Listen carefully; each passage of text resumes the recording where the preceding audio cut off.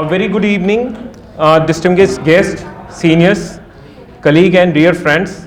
On behalf of IMA Gorakhpur and as the Scientific Secretary of IMA, I extend a very hearty and warm welcome to all of you to this scientific meet on critical topics like anemia, ABG, cardiovascular disease, COVID and cancer. I am very hopeful that this meeting will be exciting, educational and full of learning for each of us. So the next topic is recent advances in ovarian cancer management, and the speaker is Dr. Hemant Singh Niranjan. He has done his MCH in surgical onco and he is going to present. Okay. Thank you, ma'am. Thank you, ma'am. Good evening, everyone. I am Dr. Hemant Singh Niranjan and I am an MCS surgical oncologist. So I'm speaking on a topic for ovarian cancer. So this is the trend till now from very early 1984 till 2012. As we are increasing our life expectancy in India, that the incidence of almost all the cancer is increasing. So as ovarian cancer is increasing with the time. So this is the future trend when we will be in 2040. The number of ovarian cancer cases will increase by 55.6%, and this is the data from the Globocan, which is a WHO authority, which is anticipating the trend. So this ovarian cancer risk is continuously increasing in our society, and this disease is related to our very beloved ladies. So I think we should pay a little attention on this. And the same thing I am trying to show in this, that as the incidence will rise in 2040, the mortality related with the disease is also will increase. So any of the cancer, any of the disease, the treatment will start with the screening, but unfortunately for ovarian cancer till now there is no routine screening protocol is recommended by any of the professional society. There are two big trial which has been conducted by UKC Talks and PLCO screening trial. Both of the trial have failed to show any of the survival benefit with the screening, but in some trial they found that multidisciplinary stage screening program will lead to the detecting the early stage cancer, but this does not turn into reducing the mortality. And this screening is also ineffective in women at high risk of ovarian cancer, because if a lady have a strong family history or a known BRCA mutation, the recommendation is to do bilateral salpingo-oophorectomy. There is no point of doing screening on them. So there are certain ovarian cancer which associated with hereditary syndromes, very well known, BRCA1 and BRCA2. At least 10 to 14% of the patient have germline mutation in BRCA1 or BRCA2 gene, and all women. So most of the cases are sporadic, but these 10 to 14% may have these associated mutations. So the recommendation is to do genetic screening for all the patients diagnosed as ovarian cancer. So this is a point which we usually miss while treating that ovarian cancer. We do not forget to screen them for these mutations. Another syndrome which is associated with ovarian cancer is Lynch syndrome. It is associated in 6 to 12% of the patient, and as I have told you that NCCN guidelines and various other guidelines also recommended for risk reducing BSO at 35 to 40 years of age for BRCA1 carrier, and at 40 to 45 years of age for BRCA2 carrier patient. So if a lady comes with abdominal pain, with a vague symptom of abdominal fullness, unable to eat, loss of appetite, loss of weight, abdominal distension, and being a clinician, we should evaluate her, we should do a proper abdominal and pelvic examination. If we are suspecting something happening in her pelvis, we should get a good ultrasound, maybe ultrasound, transabdominal ultrasound or TVS. If on ultrasound we get a suspected picture, like we got a complexes, we got anything doubtful, go for a further imaging, go for a CT or MRI. So here I want to tell you that if a patient, if your sonologist has told you that there is a complex cyst in the ovary, no need to further clarify that by an MRI, because MRI can only tell us okay, there is complexes which we have been told by the ultrasound, and in MRI also there is a complex cyst. So rather than doing an MRI, I'll suggest to do a CT scan, thorax, abdomen and pelvis. That will tell me the presence of any abnormality in the ovary. That will tell the exact radiological staging of the disease. So rather than wasting time and money on MRI, if you believe on your sonologist, go for a CT scan. CA125, another tumor marker, as clinically indicated. CA125 is very well known tumor marker. Every second clinician having a suspected ovarian cyst order a CA125. But here just few points on CA125. Like CA125 is not specific for ovarian cancer. First of all, there are many other non-cancerous disease like fibroid, like endometriosis, like pelvic inflammatory disease, like infection in the pelvis may lead to rise in CA125. So CA125 raised marker of CA125 is not the specific for ovarian cancer. Second thing, CA125 also rises in pregnancy. If a lady is pregnant, this may go up to the 300 unit per ml. So the thing is, we have to rule out benign diseases. If we have any suspicion, and we should correlate with our scanning, imaging and other ultrasound findings. If both of these things are correlating, then we should think about the malignancy. But first we should rule out the benign disease, we should rule out the pregnancy.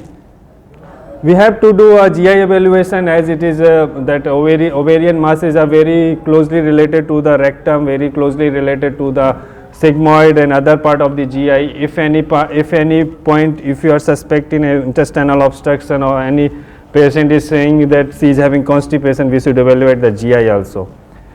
Always remember, we should obtain a family history. That will help not only the patient but her family also. Here I want to mention that PET scan has a very limited role in the initial assessment. Ultrasound by a good sonologist, CA125 markers, and a CCT, thorax, abdomen and pelvis. That is enough I need to stage the patient, that is enough I need to plan the treatment. PET scan has very limited role, very limited role, so it's need not to order in a very first stage. So here there is one risk of malignancy index. This is like ovarian cyst is very common in the community, so we made a malignancy index. So it included the ultrasound feature, it included the menopausal stages of the lady, we include a value of CA125, we include the size of the mass. So we calculate risk of malignancy index by multiplying all these factors. So if our RMI is more than 200, it is very sensitive, very specific, very positive predictive value and having a very high negative predictive value. So if there is a raised CA125, there is suspicious on ultrasound, postmenopausal lady, it's and RMI is more than 200, it's quite enough to evaluate the lady in a line of CA ovary.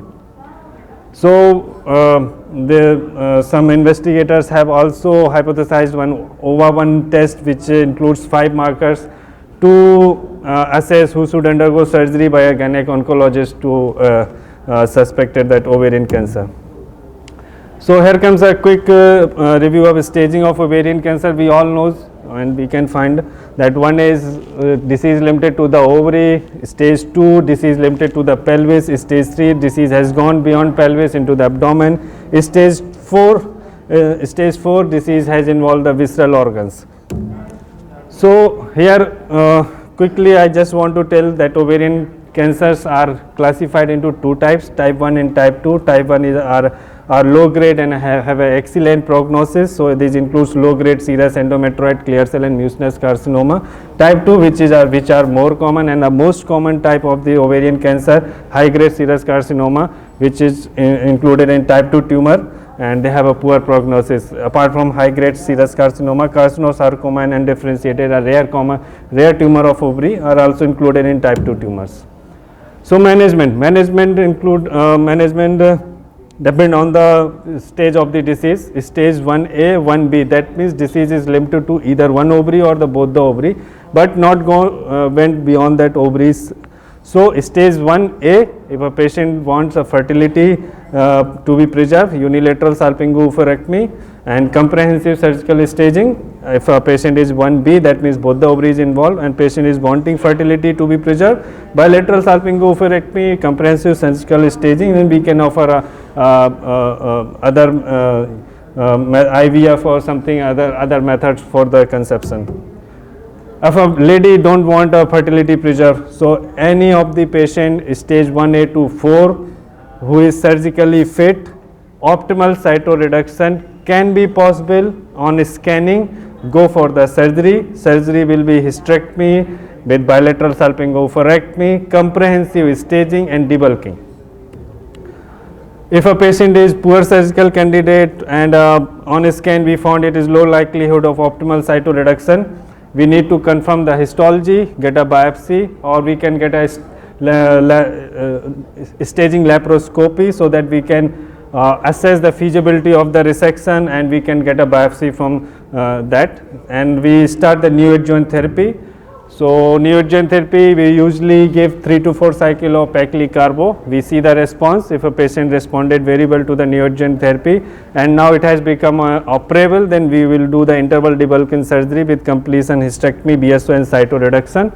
If the disease is stable, we can but it is operable, then we can go again for IDS. But if we found the disease is stable and is still inoperable, we can complete the course of 6 cycle and then reassess. But if a disease progress on neoadjuvant chemotherapy, the only thing is left is a clinical trial or a best supportive care. So principle of surgery, what we do in surgery, being a surgical oncologist, I will emphasize on these points. If a patient is newly diagnosed in vagioepithelial ovarian cancer and the disease is apparently confined to the ovary or to the pelvis, that means stage 1 and stage 2. What we do in the surgery? We open the abdomen, we aspirate the ascites and peritoneal or peritoneal lavage and send for cytology. All peritoneal surface should be visualized. We should calculate the spread of the disease in the pelvis, peritoneal cavity if it is there. In the absence of any suspicious areas, random peritoneal biopsies should be taken. This include all the parietal peritoneum, bladder peritoneum, peritoneum over the diaphragmatic surface. All the peritoneal sites should be inspected and biopsied if there is no suspicious areas. BSO and hysterectomy is the standard. Omentectomy should be performed. Para-aortic lymph node dissection should be done at least below the renal vein, and bilateral pelvic lymph node dissection should be performed. This much surgery should be done if the disease is limited to the pelvis. And here the cytoreduction includes the removal of any of the visual disease if we found on table beyond the pelvis, remove it. Either it require a bowel resection, it require a cholecystectomy, even if require a liver resection, just resect and give a patient a disease free status post-op. So that is the optimal cytoreduction. But if a patient is newly diagnosed and on scan we found a disease is involving pelvis and upper abdomen, here again the thumb rule is the optimal cytoreduction. Don't leave any disease behind. Aspirate the ascites, all involved momentum should be removed, suspicious or enlarged nodes should be resected, and those patients with tumor nodule outside the pelvis, that is if presumably 3B, should have a bilateral pelvic and para-aortic lymph node dissection. Here is a new thing, HIPEC, hyperthermic intraperitoneal chemotherapy with cisplatin can be considered at the time of IDS for stage 3 and beyond disease.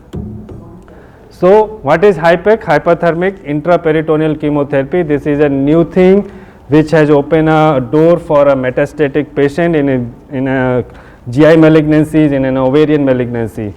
So how it works? It is a hyperthermic intraperitoneal chemotherapy. We give a chemotherapy at a higher temperature, so heat increase the drug penetration, increase the cytotoxicity of the chemotherapy agent. It itself has an anti-tumor effect and many other benefit of that HIPEC. So HIPEC, before going for HIPEC, we have to do the complete cytoreduction. So here is a scoring system CC0, that means there is no visible disease. CC1, there is less than 2.5 mm disease we left behind. CC2 score where the disease is 2.5 to 2.5. CC3 score then when we left the disease more than 2.5 centimeter. So here we can offer HIPEC only and only when we have done CC0, that means complete cytoreduction, or CC1, that means we have left a minimum less than 2.5 mm disease somewhere in the peritoneum. Then only this HIPEC will work. So what we use in HIPEC, we use cisplatin single agent. If a patient, we found a patient is not fit for cisplatin, or there is increased risk of AKI after the surgery or HIPEC, we can use a carboplatin also. The recommended dose is 100 mg per meter square of body surface area. But as per the patient hemodynamic status and the behavior on table, we can reduce the dose. Duration is 90 minutes, but we can again reduce it as per the behavior of the patient. Usual temperature of chemotherapy is 41 to 43 degrees C. We can do it by open Colesium method or closed method. So these are the some article published in the British journals that supporting that HIPEC can give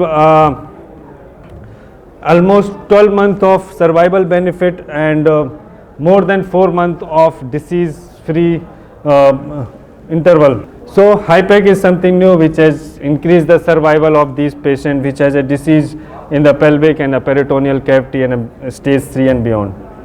So this is the photograph. I did HIPEC in last month on a patient with a stage 3 ovarian cancer. So I used the open method, open Colesium method, and you can see the tubings pouring that chemotherapy. This is what I resected on that patient, complete peritonectomy. I removed the whole peritoneum, removed the bladder peritoneum, TH hysterectomy, bilateral ovarian masses. I have to scrape the diaphragmatic surface peritoneum and complete omentectomy, and in that case pelvic and para-aortic nodes are also suspicious, so I have removed bilateral pelvic lymph node and para-aortic lymph node dissection.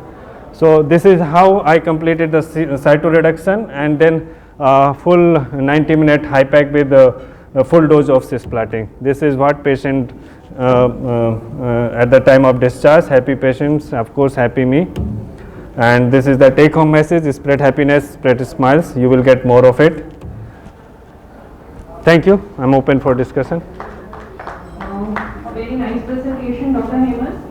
So in the end, I would like to emphasize that ovarian cancer being a silent killer of cancer, it has got non-specific symptoms, no screening happen, and but it's a good thing that it's a treatable condition. In the form of surgery, neoadjuvant, adjuvant chemotherapy, the treatment is available. But the most important prognostic factor is optimal cytoreduction. No visible macroscopic disease is the most important prognostic factor we can offer to a patient. Thank you.